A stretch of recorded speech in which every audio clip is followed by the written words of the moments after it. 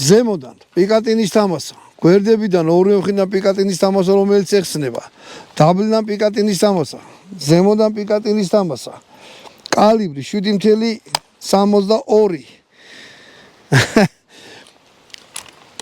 რო ეძახიან ჩაულებრი როგორ რატომღაც გადაწყვიტეს რომ 7.62 დაარქვან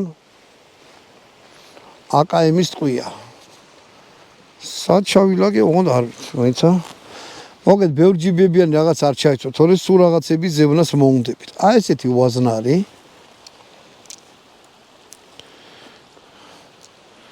აი ესეთი ბუთხუზა ვაზნა, სანადიროთ არის ძალიან მაგარი. ნუ დიდ ცხოველზე ვიძახი მე. მოდი აბა გავტენოთ.